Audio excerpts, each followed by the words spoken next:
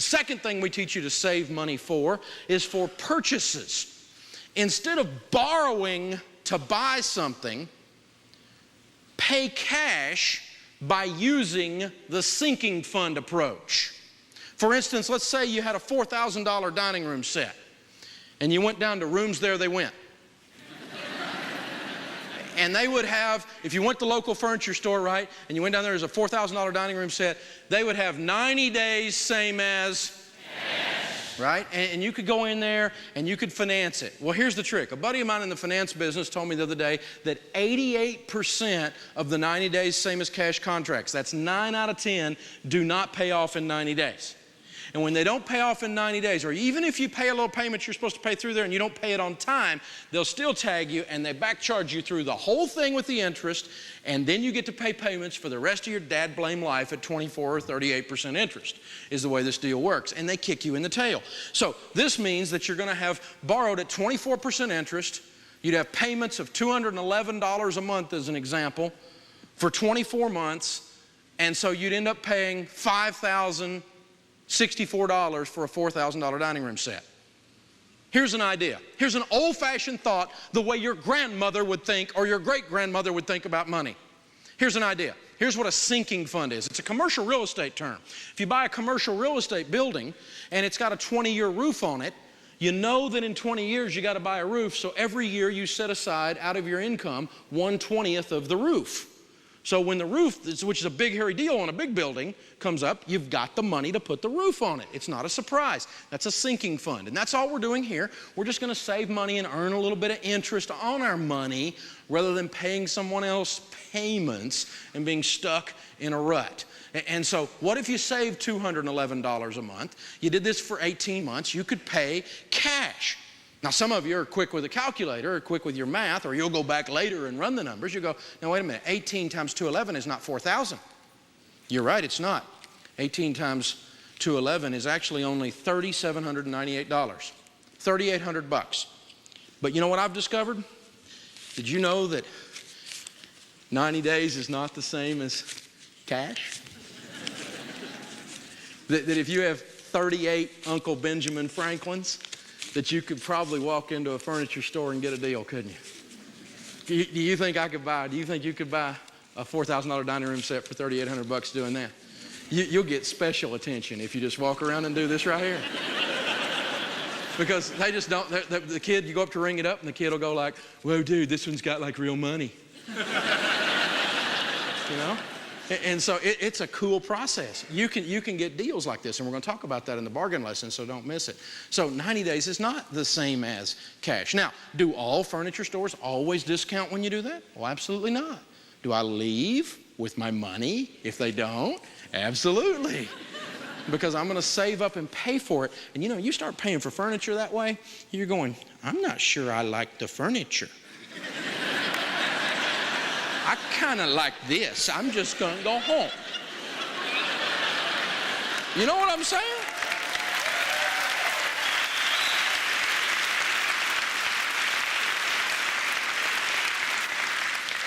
Or let's think about a car, for example. Let's kind of look at that, because everybody's saying, oh, car payments. You always got to have a car payment. That's the thing that goes around all the time. We'll talk about that in detail in the debt lesson.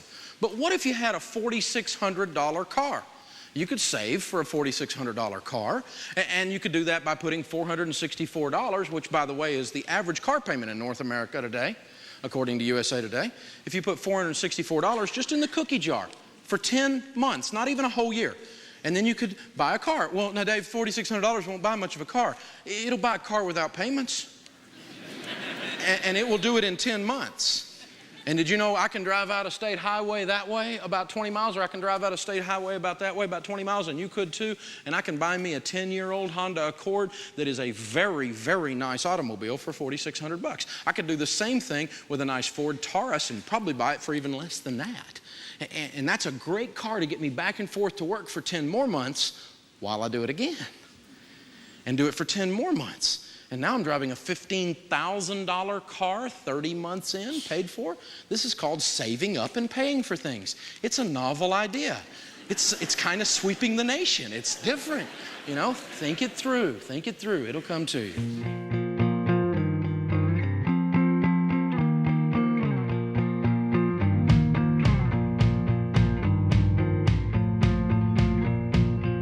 wealth building requires a key ingredient, and that is discipline.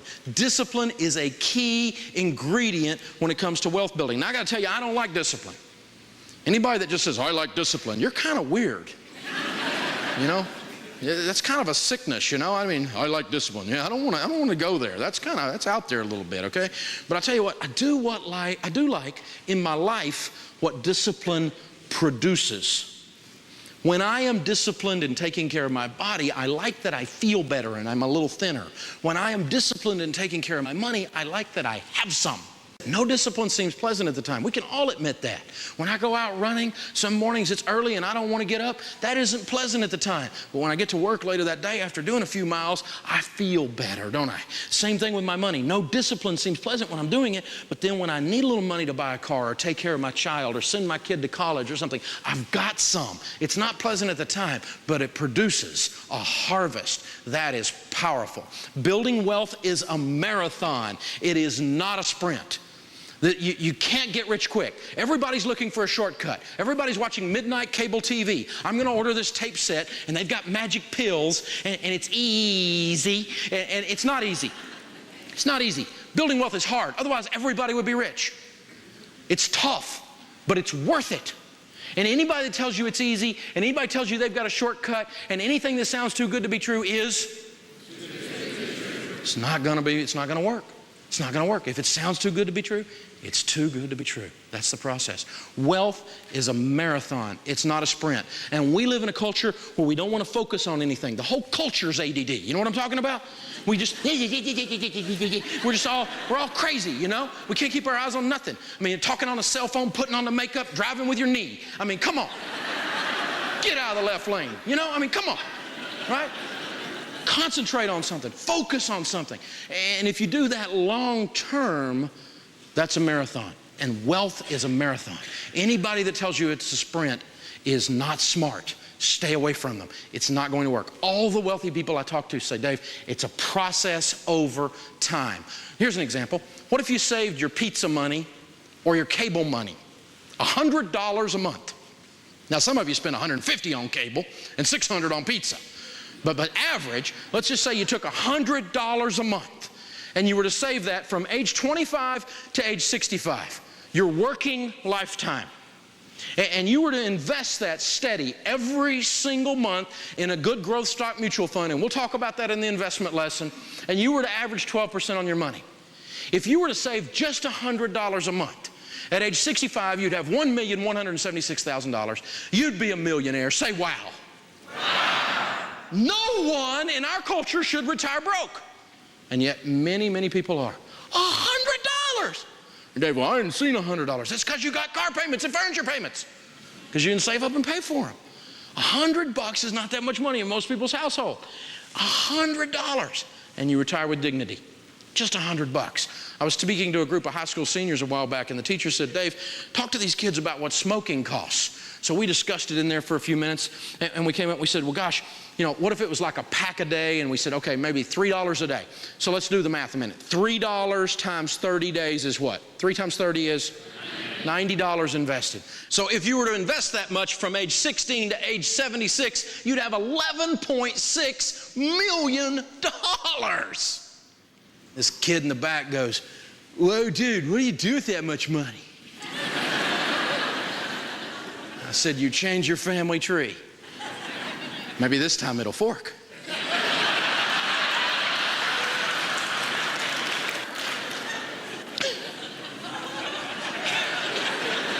Now I don't smoke, but I have been known to go get me a cup of coffee at Starbucks. And that's like, a friend of mine calls it $5. Right? What if you spent $5 a day at Starbucks? Here's the numbers on that one from age 16 to 76. That's starting early with your coffee. But that's $150 a month. That's $19 million. That coffee smells bitter to me. There's a problem here. You have to think through this. Now, how am I going to do this? How am I going to build this discipline? I got to tell you, I'm just like you. I'm busy. I'm running in 19 directions. I have to have kind of autopilot discipline. So I used pre-authorized checking withdrawals, which is a good way to build discipline. Because if it zaps my account, if those mutual funds come along to my account and they go smack, right? That account just gets hit really hard at the first of the month, and it automatically moves over to that mutual fund. It happens whether I'm out of town, it happens whether I'm on vacation, it happens whether I'm too busy to sit down and do the checkbook. It happens. And my savings is automatic every month. I need that discipline. I need that automated process to be able to save that way.